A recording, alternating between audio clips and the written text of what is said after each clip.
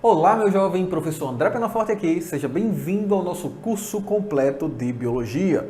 Hoje vamos ver o capítulo final, dentro da origem da vida, acerca de quem vence essa guerra, a abiogênese versus biogênese. Teria a vida surgido espontaneamente, como dizem os abiogenistas, ou a vida só surge de outra vida pré-existente, como dizem os biogenistas? Então, vamos ver como isso se desenrolou. Lembrando, evidente que antes disso, vai no meu site, aí na descrição, e baixa a nossa apostila. Ela vai te ajudar bastante no desenrolar desse capítulo, a acompanhar o capítulo e fixar as informações. No capítulo passado, na aula passada, nós vimos que como o Spallanzani tenta derrubar a teoria da abiogênese, infelizmente falhou em sua tentativa.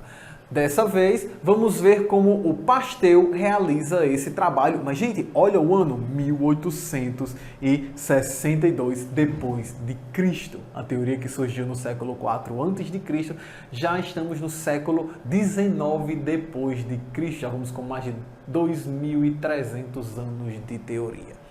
Tudo bem? Então, viveu bastante, não é? A abiogênese. Então, vamos ver como os experimentos de Pasteur ajudam a refutar e como esses experimentos acabam revolucionando a indústria de alimentos. Isso mesmo.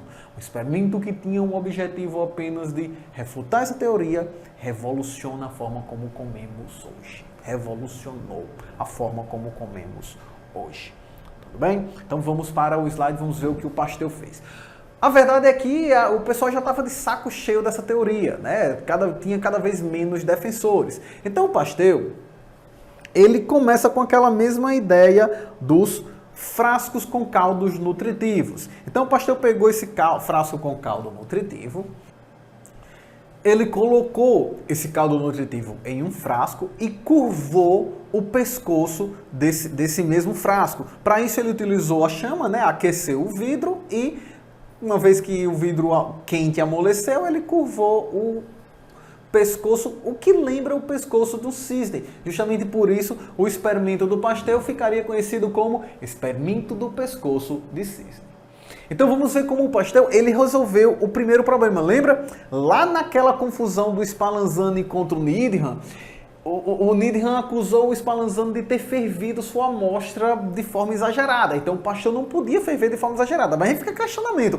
Como é que eu vou esterilizar a minha amostra sem ferver de forma adequada? Ou seja, sem literalmente ferver, sem elevar muito a temperatura. Porque segundo os abiogenistas, se você fervesse muito, você destruiria o princípio ativo, o que justificava o fato da vida não se formar mais dentro dos seus frascos. Então o Pasteur não podia ferver muito. Como foi que ele resolveu esse problema? Assim, ó.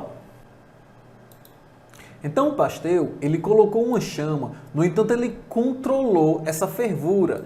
Ele mantinha isso aqui, ele manteve isso aqui por uma média de 30 minutos até 2 horas, a uma temperatura baixa, temperatura média. Ele não permitiu que isso aqui de fato fervesse. Ele mantinha isso aqui a uma temperatura média de 60 até 80 graus, de forma que não fervia.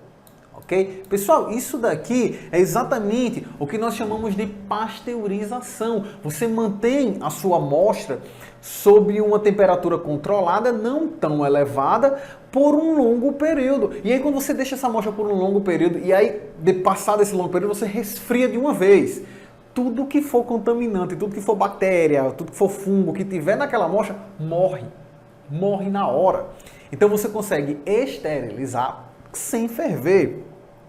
Agora, por que a pasteurização ela revolucionaria a indústria de alimentos? Isso porque a pasteurização ela mantém razoavelmente intacta as propriedades organolépticas dos alimentos. Então você consegue descontaminar sem ferver, mantendo a cor, mantendo o odor, mantendo o sabor, mantendo a textura.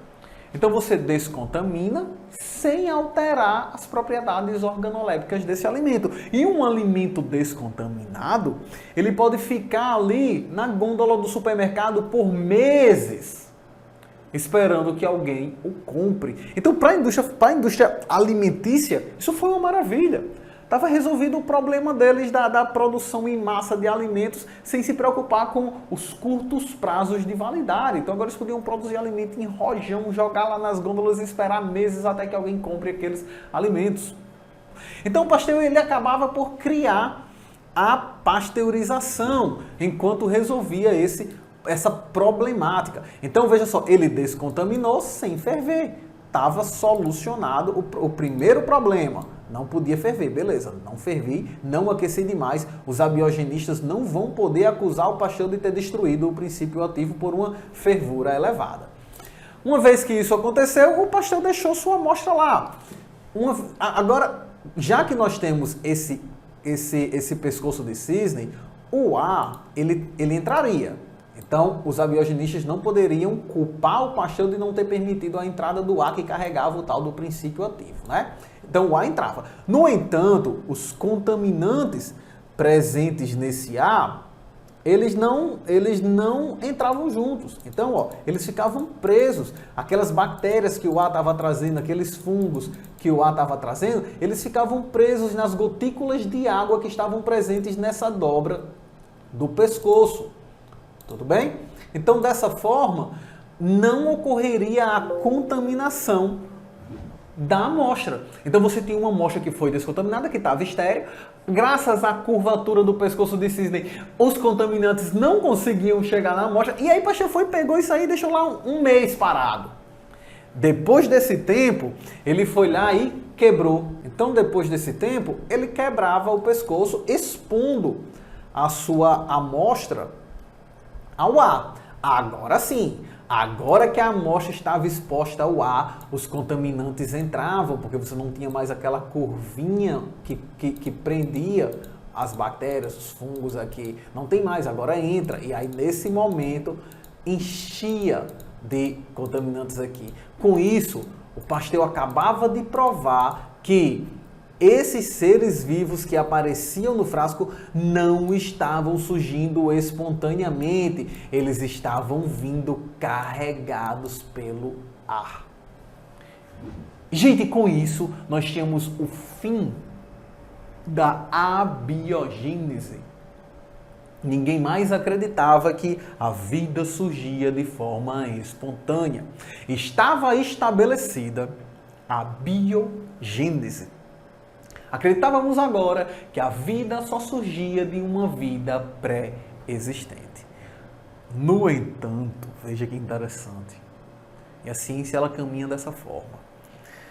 Uma vez que você refutou uma teoria e colocou outra em seu lugar, você gerou um problema gigantesco. Por quê? A teoria da abiogênese, ela dizia como a vida se formava. A vida se formava de forma espontânea, através de matéria inorgânica que estava ali. Mas a teoria da biogênese não diz como a vida se forma.